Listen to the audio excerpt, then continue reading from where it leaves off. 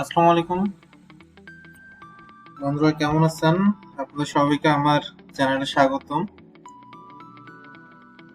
আজকে আমরা যে বিষয়টা দেখব সেটা হচ্ছে এপসনের ইনজেট প্রিন্টারে যে কালার ব্লেডিং যে সমস্যাটা থাকে সেটা আমরা কিভাবে সলভ করতে পারি এটাই দেখব। তো বেসিক্যালি প্রিন্টারটা আগে হচ্ছে আপনার ল্যাপটপের সাথে কানেক্ট করতে হবে, দেন কন্ট্রোল প্যানেলে যে ডিভাইস এন্ড প্রিন্টারসে যেতে হবে। তারপর আপনার ইপসনের যে প্রিন্টারটা আছে সেটাতে রাইট বাটন ক্লিক করে প্রিন্টার প্রেফারেন্সে যেতে হবে। তারপর এখানে একটা অপশন পাবেন মেইনটেনেন্স। তো মেইনটেনেন্সে যাওয়ার পরে যে অপশনটা সিলেক্ট করতে হবে সেটা হচ্ছে পাওয়ার ইঙ্ক ফ্লাশিং।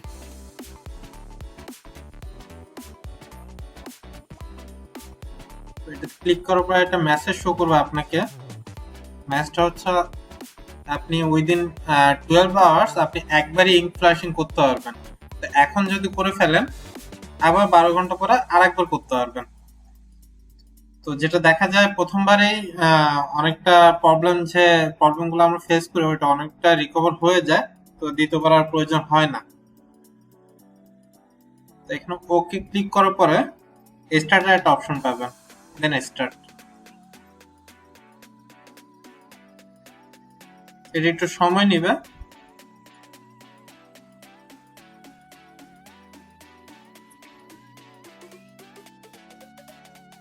তারপর এখান থেকে প্রসেসটা দেখতে পাবেন কতটুকু হচ্ছে।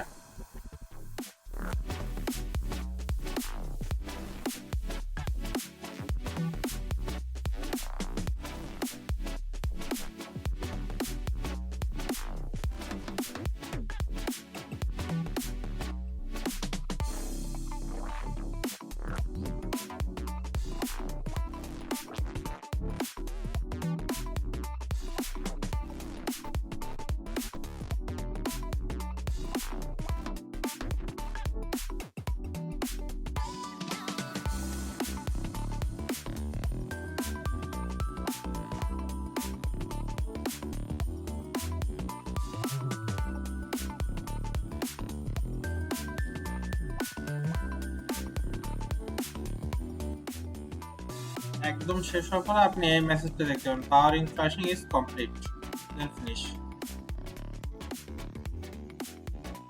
ওকে, এইটুকুই ছিল বন্ধুরা আমার ভিডিও। যদি ভালো লাগে অবশ্যই লাইক, কমেন্ট এবং শেয়ার করতে ভুলবেন না। Thank you.